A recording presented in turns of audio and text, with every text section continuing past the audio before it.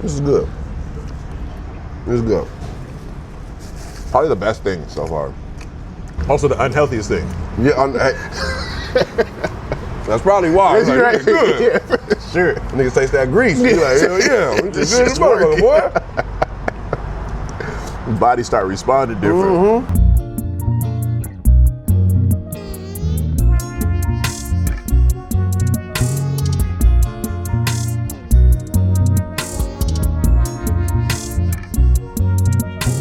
Welcome back to part 2 of my conversation with LA SkyyWalker. We're getting into it all, man. Fatherhood, the LA musical landscape, the food spots that you gotta hit. Bro might be a bigger foodie than me, but we back getting into it. This is OverBytes. Thanks for watching. The reason I started this series, bro, is because I love to eat, I love to travel, I love to explore different cuisines, but I also love rap, bro. You know what I'm saying? So it was the perfect world, but see, this is 4 episodes in.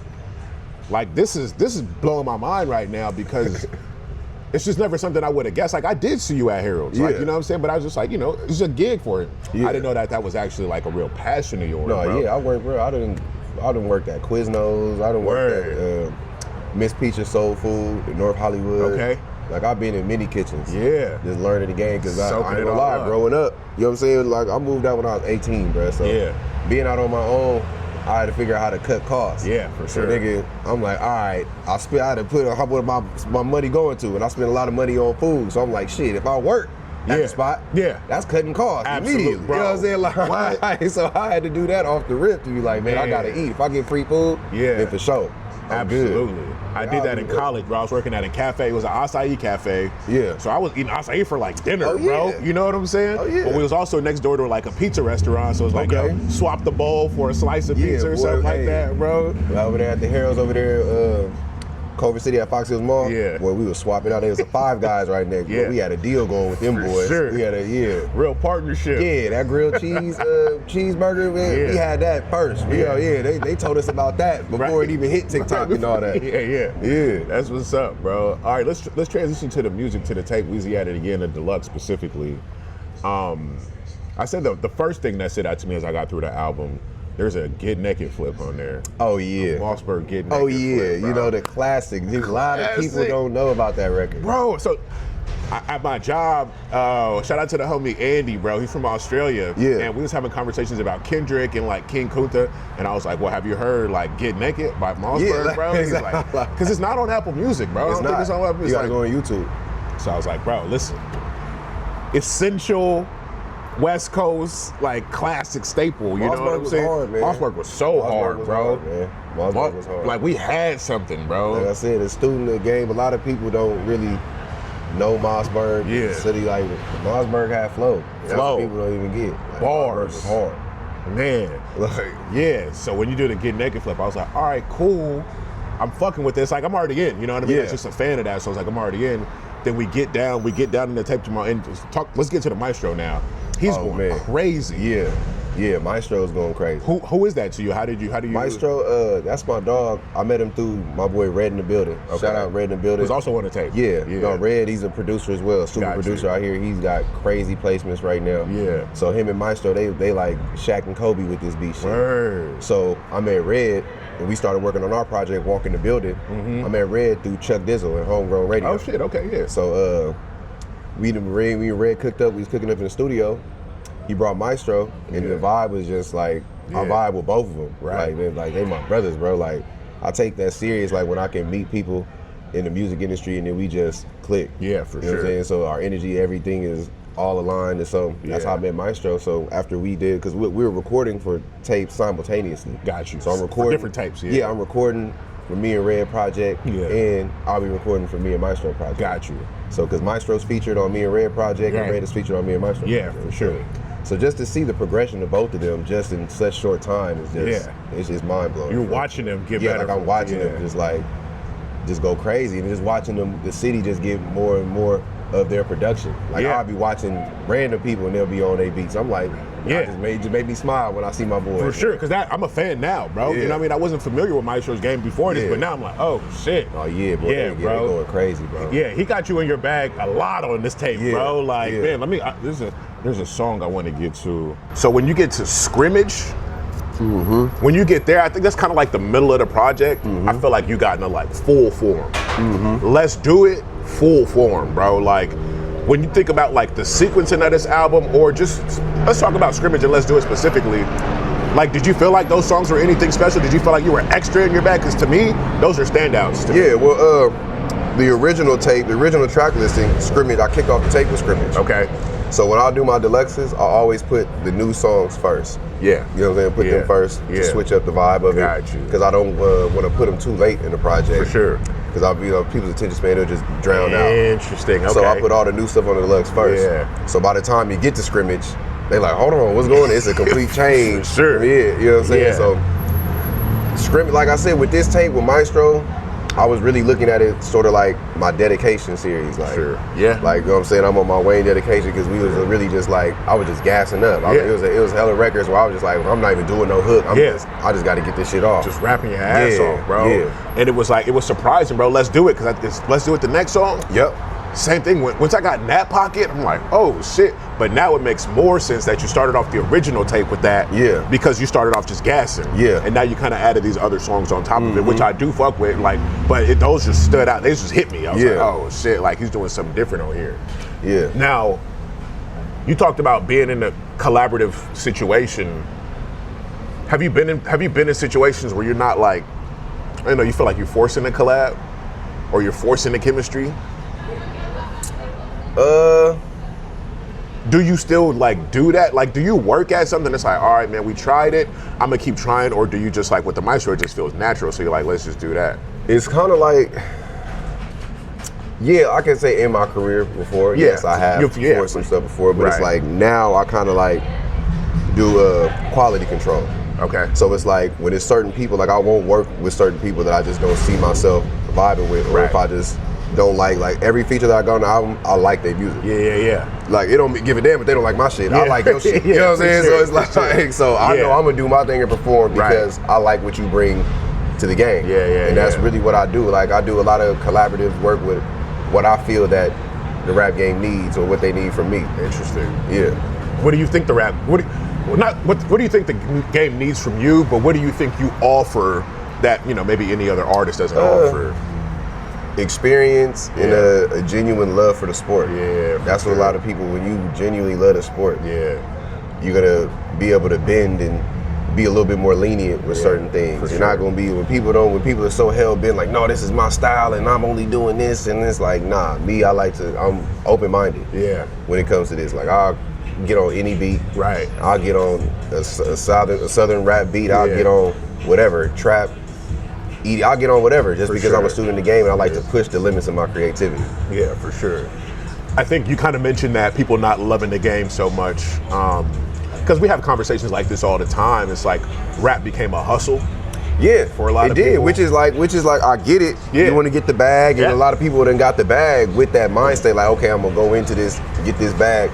But then it's like you see, the longevity doesn't last. Not so you get the bag once. And then now you pushing packs on the ground. Yo, man, you doing shit.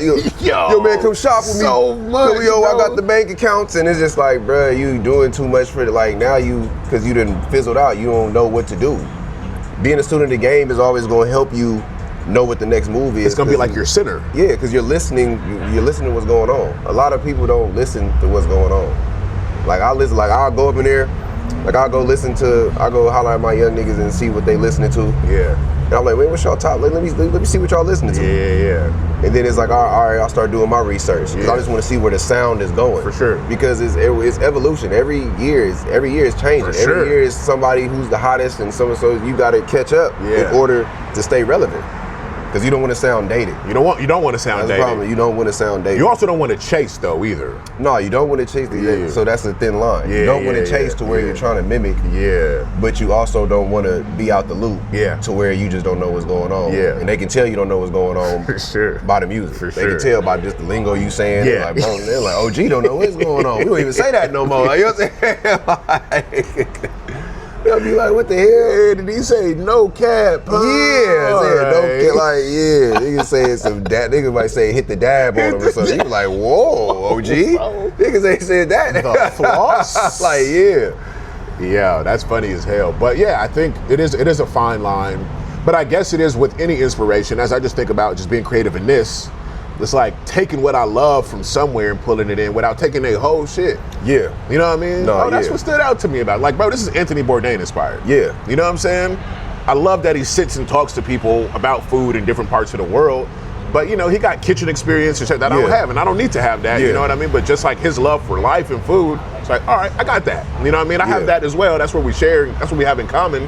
Let me add this as much as I can into this show with my own spin, talking to rappers, you know what I mean? The shit that I love the most.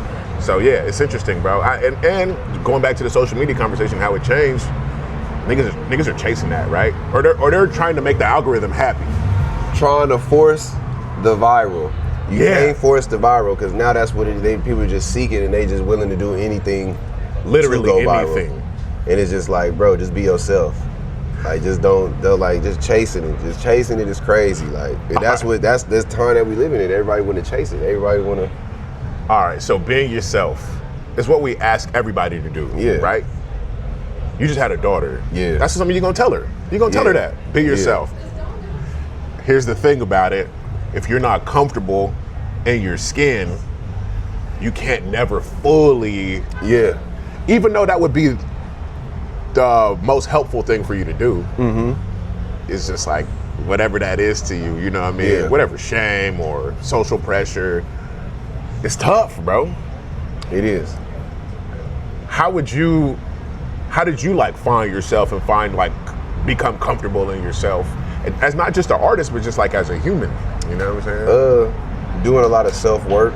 Yeah. And then also taking heed to wise counsel. Like, I'm very thankful for the support system that I got. Like, my group of friends and my brothers, like, they keep me grounded. Like, whenever I'm going off course, they just be like, bro, that's not you.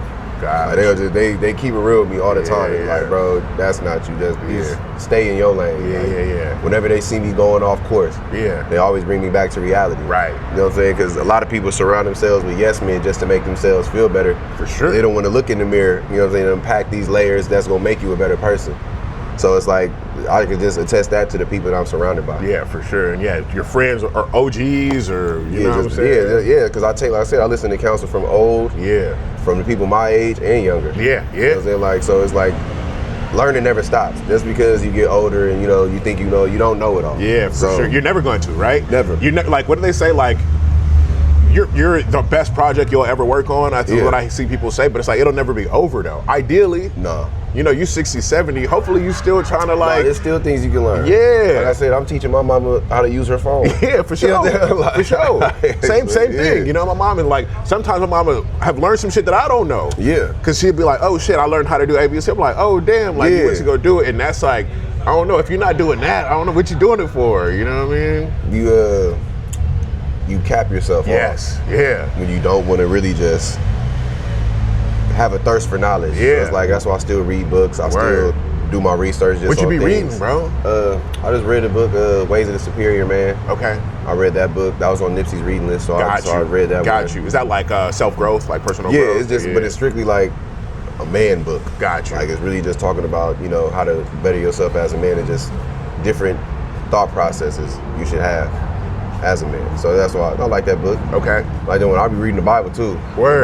The Bible is really like, not to sound cliche, but like, bro, the Bible is really some stuff that I'd have read in the Bible, and I'm like, the fact that this was made thousands of years ago, and niggas is still the same. Yeah, they kind of captured like human behavior. Yeah, like exactly, like the patterns are still the same. Yeah. And it's just like, wow, it's like that's what amazes me. At that, I'm like, this is crazy. Like, it's still going on today's time, what was going on back then. And it's gonna be relevant in another 1,000 years. Exactly. It's like, it's not gonna change. Like, human nature might change a little bit, but it's like, nah, it's kind of, we done read all the typicals of 48 Laws of Power, Art of War. For sure. I ain't read the Art of War before. Art of War is crazy. The Art of War is dope. Sure. I need to carve out more time to do reading, because I do hear like really intelligent people speak sometime, and I'll be like, man, I need to go pick up a book. You feel me? Like, or it's like, what have I gotten so distracted with that I'm no longer feeding myself in those ways where I should be? You know, like, I still learn music and still find out about new artists, but when people come with like wisdom sometimes, like it's happened to me in the past like couple 6 months, where I'm like, damn, bro, I need to get back in the lab. Back you know up. what I'm saying? Yeah. Like Dave Chappelle did it. You watch his last special where he was talking about the Mann Act. Yeah. And I think it was Chuck Berry, right? And how that related to like Diddy or whatever. Yeah. Just his understanding of like American law, whether he read that or something like that, or whoever somebody told him, I was like, there's a lot of wisdom out in the world that does connect from then to today. The thing is, like I said, we have been in school for so long, and you gotta think when we was kids going to school, our only, like, you would very seldomly find people that love to go to school. We was going to school just like, man, let me just go to school, get these grades, and get the fuck up out of here so I can get grown and do my grown thing. For sure. So it's like, but you forgot you learned a lot though. You retained a lot of information. And so it's like you still gotta keep that going. You still gotta keep that going as you're an adult and still feed your brain. Because it's just some people, like I was in the studio yesterday. We was arguing about piston. We was like the word piston. We was arguing and all of us was wrong. Like the piston like in a car. Okay. Because basically the line was my young, he said flyer than a piston. We was like, hold on. We stopped, we was like, man, what the fuck? We was like, hold on. And so we was like, man, what the, you been pitching? Like, what do you mean? And then we did the homework on it. And then technically, he could have been right? Yeah, technically he was right. You know what I'm saying? We was like, oh shit. We was like, damn, see, knowledge is power, for man. Sure, knowledge for is sure. power, man. And we do got all the knowledge at our hands at all times. If you're not learning anything or growing, you're willfully being like ignorant at that point. It's here for you. No, especially because now, like I said, bro, growing up, we had to go to the library, go to the encyclopedia, and then go by the letter of what you were looking at on the encyclopedia.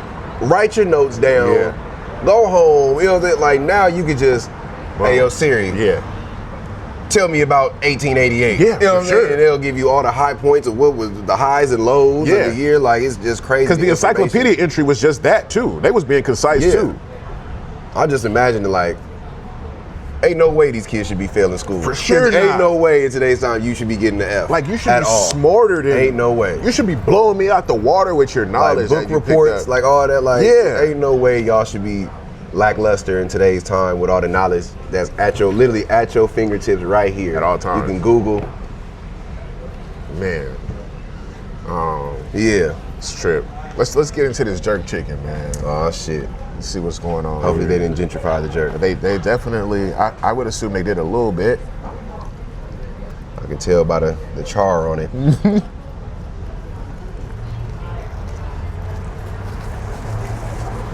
Ooh. Kind of tough, man.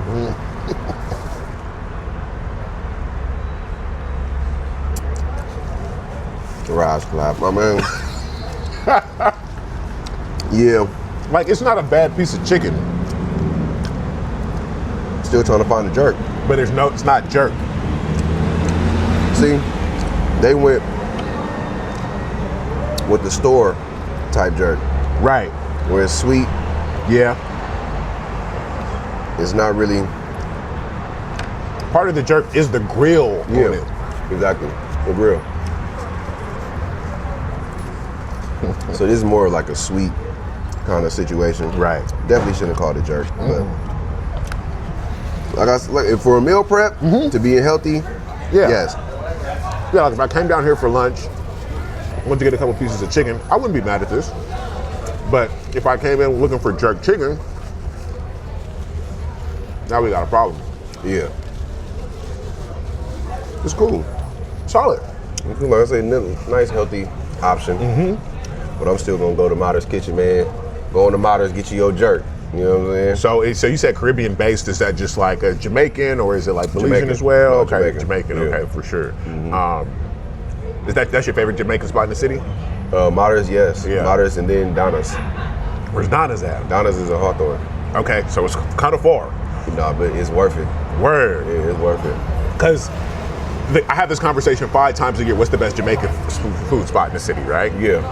And when I first moved to the city, because I lived here for a little bit in like 2011, I used to live right down the street from Wee Jammin'. Oh yeah. So that was my go-to. I was like, bro, you can't tell me nothing about Wee Jammin', bro. This shit is it. And then you meet more people and they go like, nah, Wee Jammin' ain't shit, blah, blah, blah. And then New Yorkers will tell you, well, Wee Jammin' ain't shit.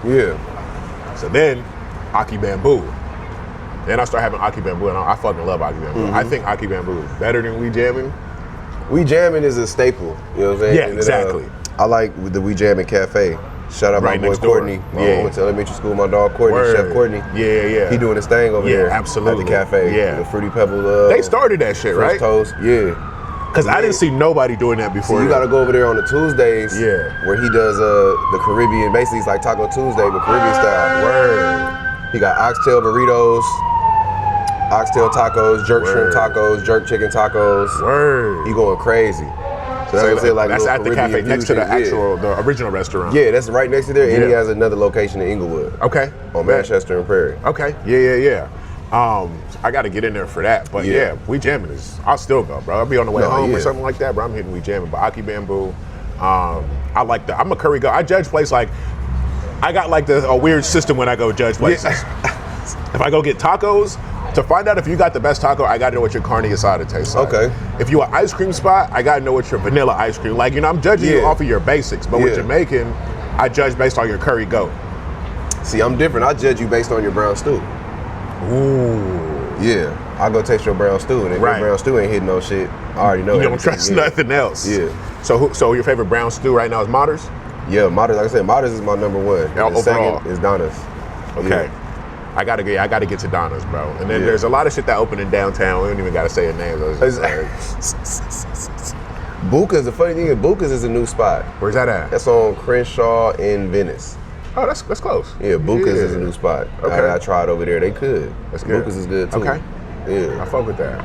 Now you said earlier you was mentioning your pops is from Brooklyn. Does he come with that like Jamaican? No, it's Bahamian. Okay, that's what's up. Yeah, hell yeah. Have you been out there? Yeah. How was that? Man, I went out there when I was a kid. Okay. Yeah. It's time to get back. Yeah, it's time to get back. Yeah, for sure. Yeah, it's time to get back. Bro, yeah, like my dad is from Cameroon. Okay. And he passed away when I was young, but I never had a chance to go, bro. Yeah. But like, I do want to go, but I also do feel like in a way there's like severed ties a little bit. Yeah. You know what I mean? Just like the way a lot of black people don't have that full connection. Yeah. I've got more than that, but it just feels like, who am I gonna go out there and hang out with? No, that's what happened with me. My dad passed in 2010. So it's like we was really about to go to Carnival. We was about to do a whole bunch of stuff. Yeah. We had a lot of plans go on cruise to the Bahamas and just do a whole bunch of stuff. Right. But when that happened, I kind of was just like, I did my own diving deep and did my own, just building my relationship with my family in New York and just building that, strengthening that chain and the link. You know what I'm saying? Just doing that. So the link in the chain, my bad. Just strengthening that up and just getting to know my family out there. For sure. Man, this is I can't wait to go to the Bahamas. Yeah, for sure. Yeah. Just like such a rich history, right? Yeah, hell yeah, bro. Let's talk about fatherhood, man.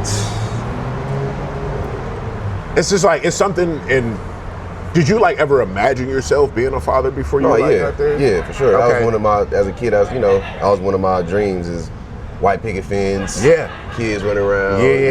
For got sure. Wife and all that. That's always been my plans as a kid. Yeah, so it's for like, sure. To seeing it come to fruition is like, it's dope.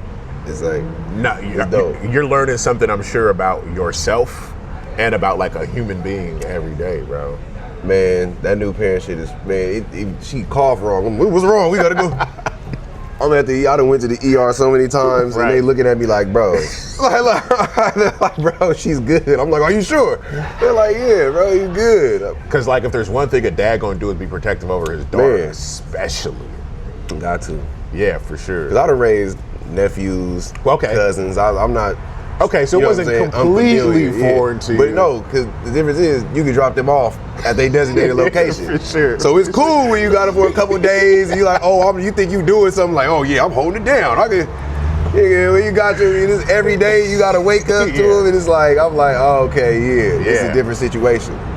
That's fire, man. Yeah. That's dope as hell. And it's just like, I think like you seem lucky. I was like, even though we lost our dads at a certain age, it was nice to have our dads, like in a fortunate way that not everybody really had, you know what I'm saying? But I do think with our generation, it do seem like we are a little bit more present than the previous generation was, you know what I'm saying? Because I think us growing up, we seen the effects in other people's households and just interacting with people in life, we see the dangerous effects of that. You know what I'm saying? It's just not having both parents, because it's an imbalance. It was God meant for both parents to be in the house. Absolutely. So when it's not both parents in the house, or at least, because it's ways you can make it work where both parents are not in the house, but the father is still present or the mother is still present, like it's still there and still holding it down. But it's like, if there's situations where people just absent fathers. Yeah. They're absent mothers. They just not around at all. And that takes a toll on a kid because the kid going to school, seeing get picked up by other people, they be like, damn. I think that would might be more than anything. Inferior. Yeah, they feel like they're inferior. Like, oh, what's wrong with me? What am I missing? Yeah. Yeah. That's a trip, man. Well, yeah, congrats on that, bro. And like, you got like, I'm sure your homies got kids at this point too. So it's like having that, like, they were just like, welcome to finally join the party. Yeah, they like, Most of my close homies from childhood all got kids. I still don't got no kids, and it's just like, yeah, bro. I'm watching them go through it. And I'm like, get your sleep now, man. Get your sleep now. Get your sleep now, like, bro. That's real. Yeah, for real. I thought it was a joke too. Yeah. Like they was all telling me like, bro, you ain't about to get no sleep. I thought it was a joke. Right. This shit is not no joke. All hours of the night, random hours. Yeah, random hours, because they don't have no concept of morning and day yet. They don't, they don't get it yet. There's some shit bothering them, they bother. Yeah, they up and they ready to eat. Yeah, for sure. 3:30 in the morning, you're like, damn. And then they up for sure till 7 a.m. You're like, damn. You're like, it's crazy, but I love it though. I wouldn't trade it for anything in the world. Nah, for sure. Yeah, that's what's up, man. Before we wrap, let's get into these sliders, bro. Okay, so what is there a name for these? What is these? I don't know. I just know there's arugula on them. Okay. And I don't know what kind of specific type of beef. It's beef. I think it's just regular beef. Okay.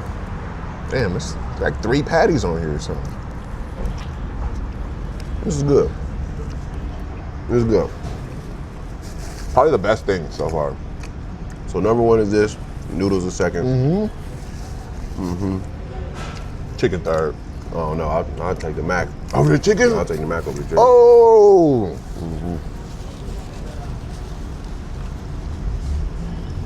Yeah. This is great. Also the unhealthiest thing. Yeah, that's probably why. That's right. Good. Yeah, for sure. Niggas taste that grease. You're like, hell yeah. This shit's working, boy. Body start responding different. So, let's talk about the city. Let's talk about the LA music landscape, your role in it, and what you would like to see from not only your future projects, but other, your peers in the city.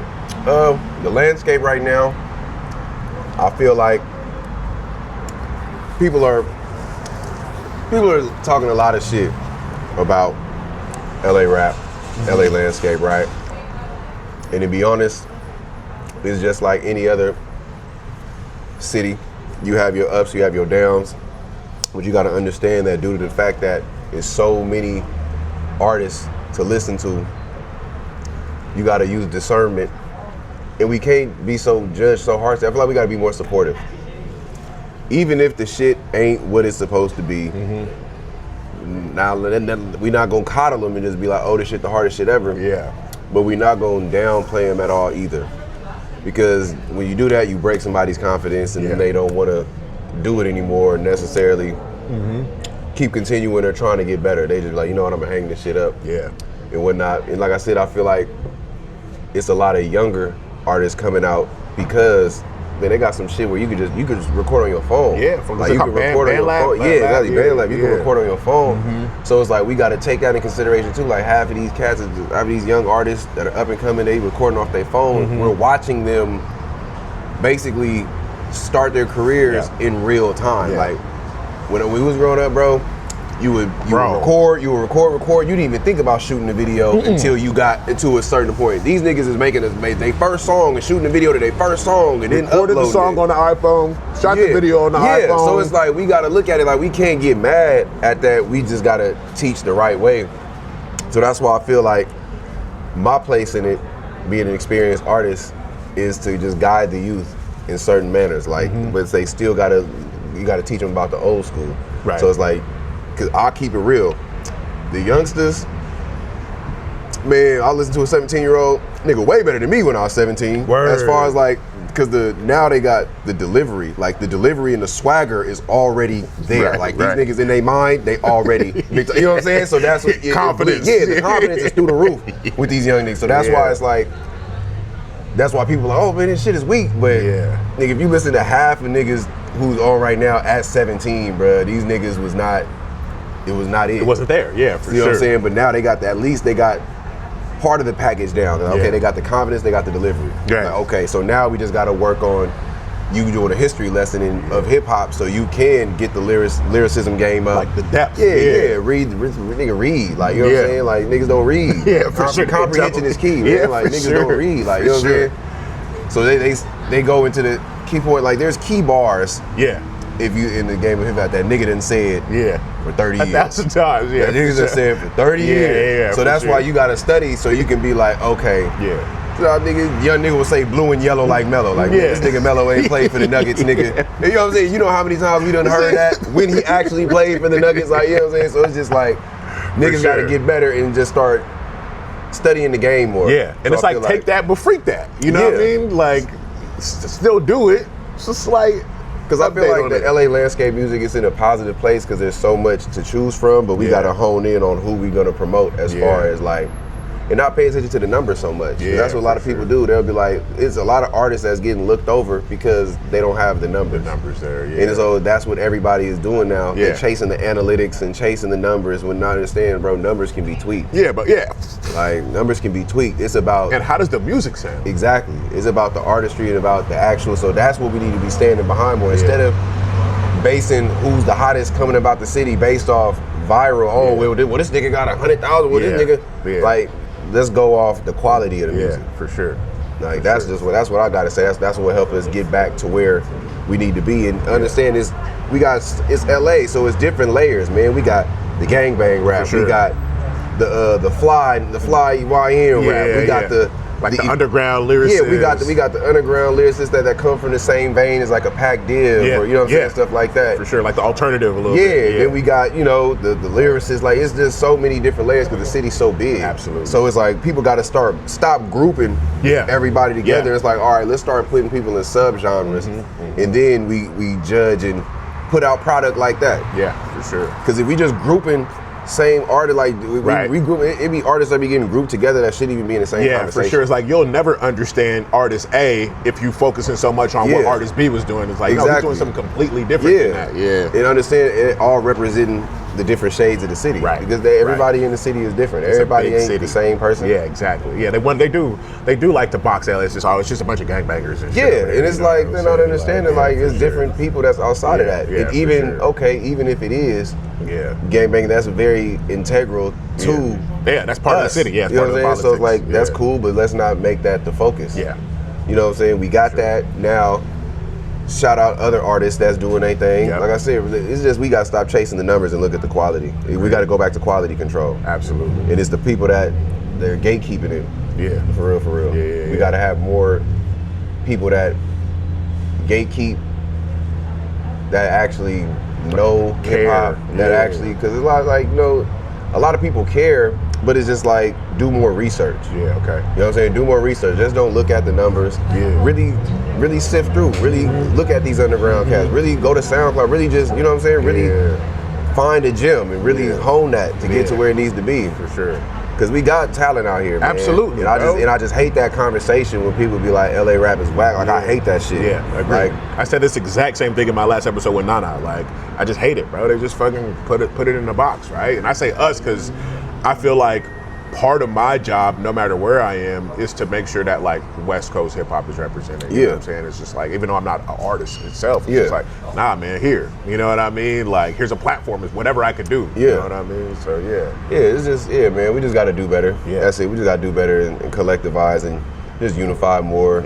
As the people who care about the trajectory of LA music. For sure. And just, you know, put our best foot forward and just show support more. Like I said, we're not gonna coddle. We're not gonna say, if the shit is ass, the shit is ass. You know what I'm saying? We get, you know what I'm saying? We get that, but we gotta, you know, support more the people that's taking the effort to at least try to make quality music. I feel that. All right, on that though, let's wrap it up, bro. My brother, man. Bro. Thank you, bro. Hell yeah. Yeah, for sure. We out of here.